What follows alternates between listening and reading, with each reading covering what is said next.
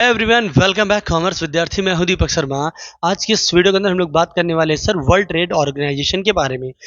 इस चैप्टर का आखिरी टॉपिक है world trade organization. World trade organization का पर्पज क्या था, बनाया क्यों गया? देखिए, वर्ल्ड ट्रेड ऑर्गेनाइजेशन को बनाने का पर्पज ये था सर कि हम सारी कंट्रियों के साथ मिलकर, मतलब जो हमने ग्लोबलाइज क्यों किया? क्योंकि हम चाहते थे कि हम और सारी कंट्रियों के साथ मिलकर सामान को इंपोर्ट एक्सपोर्ट कर पाएं, अपने व्यापार को बढ़ा पाएं। इसलिए हमने वर्ल्ड ट्रेड ऑर्गेनाइजेशन का गठन किया। वर्ल्ड ट्रेड ऑर्गेनाइजेशन से पहले भी कुछ सिस्टम चलते थे, उनके बारे में जानते हैं कि वर्ल्ड ट्रेड ऑर्गेनाइजेशन नहीं था तो किस तरीके से काम चलता था, व्यापार किस तरीके से चलते थे ग्लोबलाइजेशन के दौरान। ठीक है, किन किन चीज़ों के साथ हमने काम स्टार्ट किया। ठीक है, तो हम जब हमारे पास वर्ल्ड ट्रेड ऑर्गेनाइजेशन नहीं था तो हमारे पास था गैट। ठीक, GATT। ठीक है, तो हमने यहाँ पर देखिए world trade organization before GATT general agreement of tariff and trade, इसका फुल फॉर्म है general agreement tariff and trade के बिहाफ पे हम काम करते थे। Was establish 1948। इसको 1948 में क्या किया गया सर? एस्टेब्लिश किया गया 1948 में एस्टेब्लिश किया गया विथ इन 23 कंट्रीज, 23 कंट्रियों के साथ 1948 में इसको एस्टेब्लिश किया गया। ठीक है, इसमें क्या था? Global trade organization and administrator for all international trade agreement provide by the equal opportunity for all countries. सारी कंट्रीज को इक्वल अपॉर्चुनिटी प्रोवाइड की गई और देख रेख 23 कंट्रियों के निगरानी में होती थी कि कोई कंट्री किसी और कंट्री के साथ किसी तरीके का मिसयूज ना कर ले, इन द सेंस कि किसी तरीके से ऐसा ना हो कि उसको ज़्यादा प्रॉफिट हो जाए, उसको ज़्यादा लॉस हो जाए। 23 कंट्रियाँ ख्याल रखती थी इन सारी चीज़ों का। ठीक है, और पर्पज क्या था इसको बनाने का? ट्रेडिंग पर्पज था, सिर्फ व्यापार पर्पज के लिए ही इन्होंने गैट का निर्माण किया। जब हमारा वर्ल्ड ट्रेड ऑर्गेनाइजेशन आया, that world trade organization come into the existence of 1 January 1995। 1995 में हमने क्या किया? वर्ल्ड ट्रेड ऑर्गेनाइजेशन का गठन किया। सक्सीजर ऑर्गेनाइजेशन ऑफ द गेट से ज्यादा सक्सीजर थी। रीजन क्या था? क्योंकि देखिए, World Trade Organization is a body of incorporated for the purpose of making whole world like a village wherein a goods and services can flow without any undue barriers। किसी तरीके के बैरियर्स, किसी तरीके के रिस्ट्रिक्शन नहीं। आप कोई भी सामान किसी भी कंट्री से इंपोर्ट एक्सपोर्ट कर सकते हैं, किसी तरीके का बैरियर नहीं। बस आपको ख्याल इतना रखना है कि किसी कंट्री का लॉस ज़्यादा नहीं होना चाहिए, या ऐसा ना हो कि आप उसका मिसयूज कर लें। ठीक है, इसका पूरा ध्यान रखा जाने लगा। एक इनकॉर्पोरेटेड फॉर्म में एक इनकॉर्पोरेटेड बॉडी तैयार की गई। ठीक है, वर्ल्ड ट्रेड ऑर्गेनाइजेशन को चलाने, वर्ल्ड ट्रेड ऑर्गेनाइजेशन के, ठीक है, चलाने के लिए। ठीक है, एक इनकॉर्पोरेटेड बॉडी थी world trade organisation.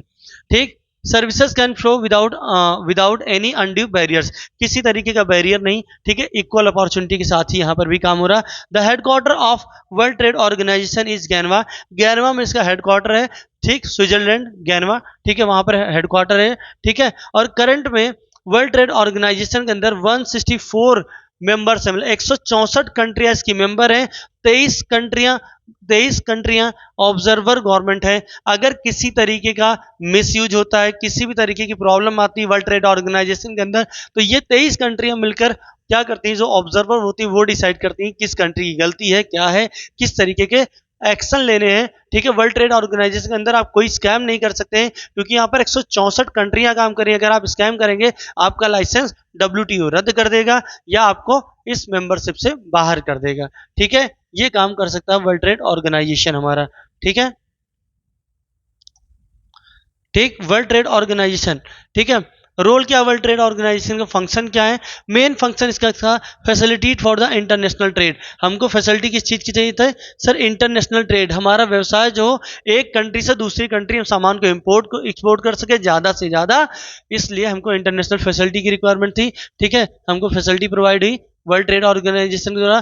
Provide financial assistance of the member of the country international trade. आप इंटरनेशनल ट्रेड करते हैं, अगर किसी तरीके की आपको फाइनेंशियल रिक्वायरमेंट भी होगी तो वो पूरी की जा सकती है वहां से। ठीक है, always try to the remove of the tariff barrier. हमेशा ट्राई किया गया कि जितने भी टैक्सेस हैं उन सबको कम किया जाए, टैरिफ बैरियर को कम किया जाए, कम टैक्स के अंदर सामान इंपोर्ट एक्सपोर्ट हो सके दो कंट्रियों के बीच में। ठीक है। और इनका काम क्या होता है सर, वर्ल्ड ट्रेड ऑर्गेनाइजेशन सबसे बड़ा रोल है, वॉच डॉग की तरीके काम करती है इंटरनेशनल ट्रेड को। जितने भी एक कंट्री से दूसरे कंट्री में ट्रेड हो रहे थे उनको निगरानी करती रहती हैं, जैसे घर के सामने कुत्ता निगरानी कर रहा होता है कि कौन आ रहा कौन जा रहा। अगर कोई अननोन पर्सन नजर आता है तो उसके ऊपर भौंकना चालू करता है कि ये आदमी नहीं है हमारे परिवार का, ठीक है, ये आदमी गलत कर रहा है। उसी तरीके वर्ल्ड ट्रेड ऑर्गेनाइजेशन भी किसी तरीके के मिसलीडिंग कुछ भी पाती है तो तुरंत रिएक्ट करती है, वॉच डॉग के तरीके काम करती रही। Provide the platform of the members of country decide in the future strategies related to the trade and tariff, ठीक है। एक प्लेटफॉर्म का काम करती है वर्ल्ड ट्रेड ऑर्गेनाइजेशन, जहां पर आप आकर मिलकर कई कंट्रियों के साथ टैरिफ मतलब टैक्सेशन पॉलिसी के ऊपर काम कर सकते हैं और ट्रेड पॉलिसी के से रिलेटेड आप वहां पर डिस्कशन कर सकते हैं किस तरीके से आगे काम करेंगे। फ्यूचर की स्ट्रेटजीज आप बना सकते हैं, जैसे अभी आपके लिए वीडियोस आ रही हैं ताबड़तोड़, ठीक। यहाँ पर जो एडमिनिस्ट्रेशन का रूल होता है वो एक तरीके से क्या होता है, process related to the dispute settlement. किसी तरीके का डिस्ट्रीब्यूट होगा, किसी तरीके की प्रॉब्लम होगी, झगड़ा होगा, लड़ाई होगा, उसको सॉल्व करने का काम करती है वर्ल्ड ट्रेड ऑर्गेनाइजेशन, ठीक है। वर्ल्ड ट्रेड ऑर्गेनाइजेशन के थ्रू ही पूरा सिस्टम रन करता है जो इंटरनेशनल ट्रेड में आता है। जो इंटरनेशनल ट्रेड आप करते हैं वो डब्ल्यूटीओ की निगरानी में ही होता है, ठीक। क्लियर है। एक बार और बता दूं, ठीक है, एक बार और आपको बता देता हूं वर्ल्ड ट्रेड ऑर्गेनाइजेशन, थोड़ा दिमाग लगा के, ठीक है, देखिएगा। वर्ल्ड ट्रेड ऑर्गेनाइजेशन 1 जनवरी 1995 में बनाया गया। सबसे ज्यादा सक्सीजर मानी गई, रीजन क्या था, क्योंकि वर्ल्ड ट्रेड ऑर्गेनाइजेशन एक इनकॉर्पोरेटेड बॉडी थी जहां पर 164 कंट्रियां मिलकर काम कर रही थी। साथ ही 164 कंट्रियां मिलकर काम कर रही थी क्योंकि वो एज अ मेंबर थी। 23 कंट्रियां क्या थी, एज अ ऑब्जर्वर थी, जो किसी भी तरीके का डिस्ट्रीब्यूट या किसी तरीके की प्रॉब्लम को सॉल्व करने की क्षमता रखती थी। कोई भी प्रॉब्लम है उसका सेटलमेंट कर दे। अगर कोई कंट्री इन अप्रोप्रिएट काम करती है, कोई भी गड़बड़ी करती है तो उसके लाइसेंस को रद्द करने की कैपेसिटी रखती है वर्ल्ड ट्रेड ऑर्गेनाइजेशन, ठीक है। क्लियर है। ये चैप्टर आज यहीं पर खत्म होता है, अगला चैप्टर हम डिस्कस करेंगे। तब तक के लिए धन्यवाद। जय हिंद दोस्तों।